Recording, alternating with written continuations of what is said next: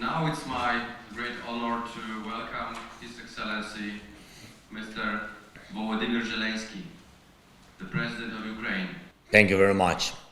Dear Mr. President of the Assembly and dear Mette, Madam Prime Minister of Denmark, ladies and gentlemen, we live in times when evil is trying to open a chasm between all of us and our desire for peace, our common desire.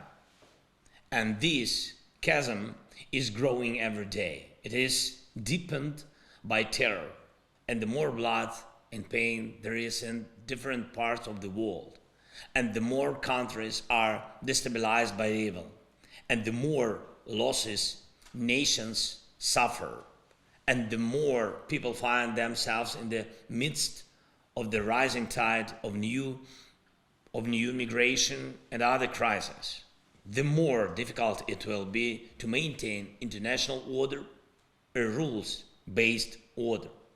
The only thing that can guarantee peace and serenity to all nations rules international law. We see who in the world is trying to replace the power of international law with the horror of blood and disasters. We see whose deliberate investments in terror are destroying the lives of different peoples in a vast area from Belarus to Mali. And we see this, and we must act united. These days our attention is focused on the Middle East. No one can ever forget what the terrorists did in Israel. Thousands of missiles against peaceful cities, shooting people in cars on the roads, men, women, children. No one was spared. Streets covered in blood. Hostages. The terrorists themselves gave the world footage of the atrocities and were proud of them. Women who were beaten, elderly people who were kidnapped from their homes, abducted children, and we do not yet know how many people were captured and brutally taken away by the terrorists. They even tried to humiliate the dead by mocking their bodies. And we saw all of this in Israel.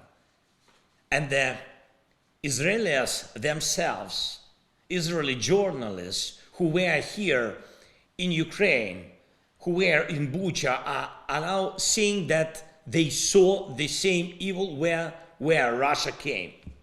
The same evil. And the only difference is that there is a terrorist organization that attacked Israel, and here is a terrorist state that attacked Ukraine. The intentions declared are different, but the essence is the same. You see it. You see the same blood on the streets. You see the same civilian cars shot up. You see the same bodies of people who have been tortured. And the most dangerous are, I think, two things. First, the shocking joy of state-backed Russian propagandists. Just imagine, they call children who are now being held hostage by terrorists in Gaza as trophies. Such a word, just as Russia has captured thousands of Ukrainian children during its aggression against Ukraine. And the second is backing of what is going on. Iran can't say it has nothing to do with what is going on in Ukraine if it sells shaheeds to Russia.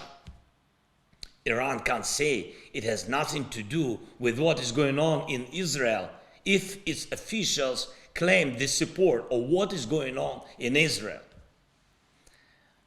Ladies and gentlemen, how far can such evil go? No further than we allow it to. Our unity must and can stop the evil. Our desire for peace, not their desire for blood, should determine how the world lives. Our rule-based international order not their attempts to make death a rule. Sometimes terrorist leaders say, what are the rules on which the international order is based? As if they do not understand.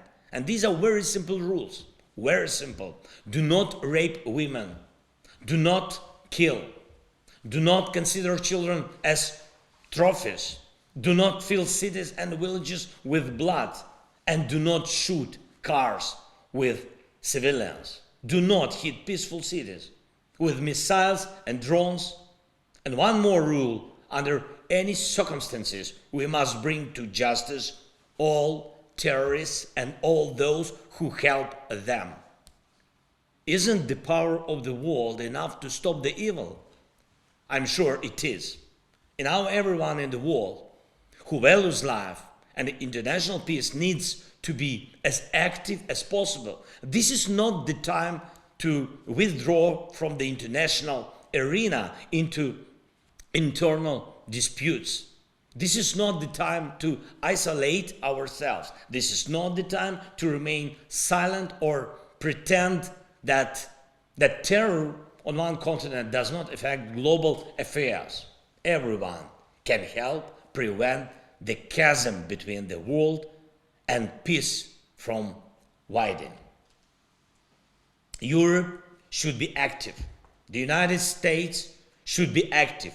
China, India, Arab states should feel how much can collapse if they allow terrorists to achieve their goals.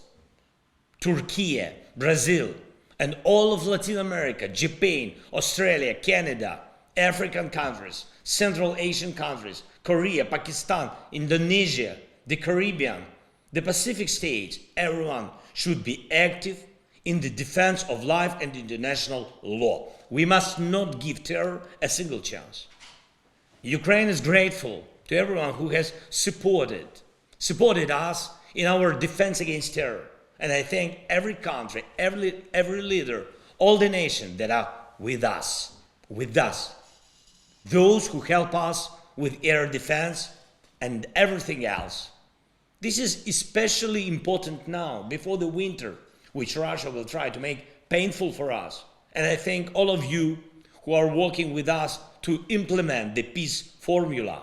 All areas of our cooperation lead to one thing, to ensure that the UN Charter is fully effective in protecting Ukraine and our entire Europe from terror and aggression. And if it works here, it will work anywhere in the world. If there are real global sanctions for any sponsorship of terror, terror will lose.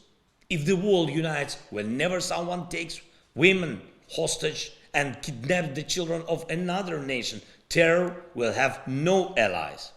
If the one attacked by terrorists receives all the weapons it needs to protect its people, international law will be the only force that will determine how the world lives. And the world will live in peace. This is our common goal.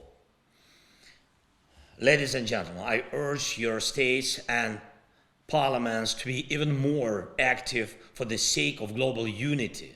Let everyone who sponsors terror feel the power of our wrath, and let everyone who needs help defending themselves against terror feel the power of our solidarity.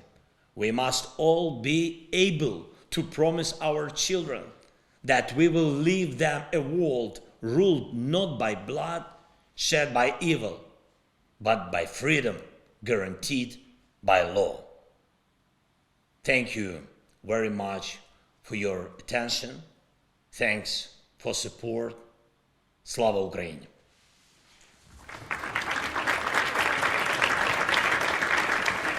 Thank you very much.